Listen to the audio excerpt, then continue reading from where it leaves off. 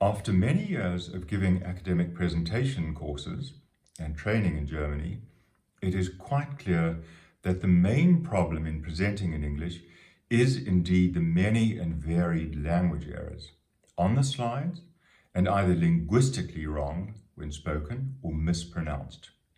However, there are various other remarkably common traps which can damage or even ruin a presentation, depending on the severity and the frequency.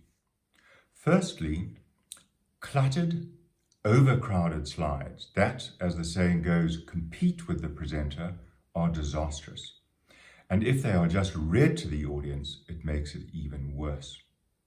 Interestingly, quite recently, a professor on whose presentation I worked told me after his online conference that many lectures consisted simply of slides filled to the brim, exactly as he put it, and quite correctly, with text, which was then read out. From that point of view, I quote his email, "My slides may have pleased the auditorium." It is really essential to avoid too much text on the slides and to present and say more yourself and present more. Number 2, in a similar vein, talks can be so much better and more entertaining if they focus on what is inherently more interesting. Most academic research has at least some intriguing and even fascinating aspects, and these should be fully exploited. In some cases, the audience really does want details on the methodology or number crunching, but in many others, they would rather be entertained. If you think this might apply, then stick more to the groundbreaking concepts and findings. You can always provide a handout of the methods and statistics or offer to send it later. Number 3, the third problem is having no introduction or conclusion at all, or poor ones. It's amazing how many presenters launch into the main context without introducing and leading in the audience. This is vital and can even be just a few sentences. Similarly, some stop in mid-air at the end.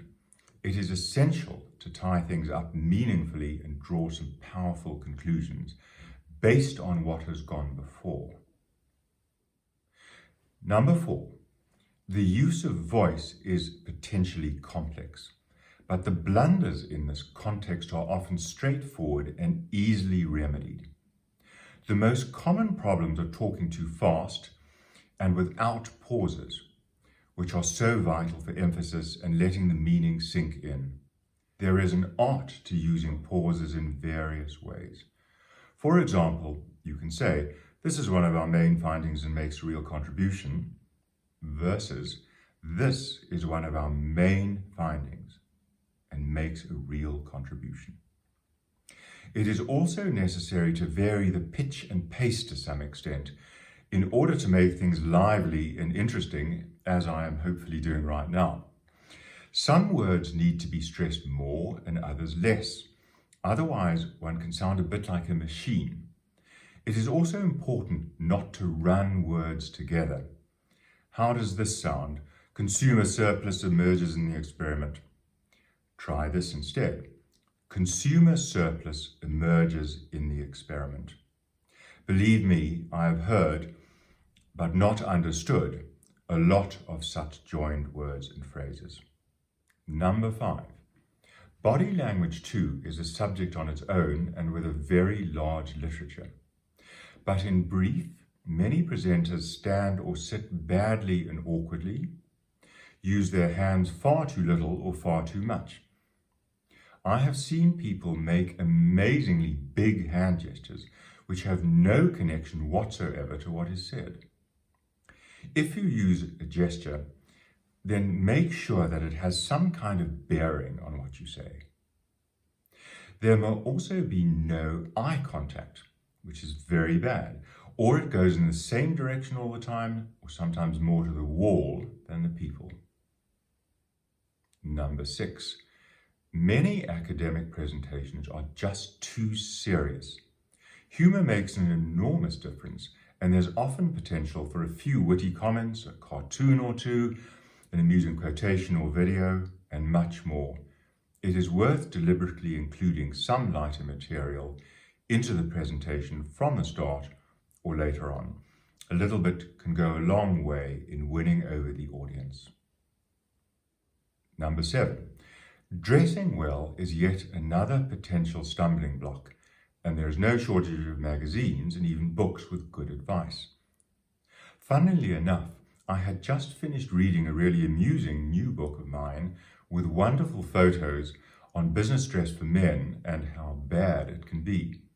The next day, I saw a guy arrive at the university for a conference as if he was straight out of the book.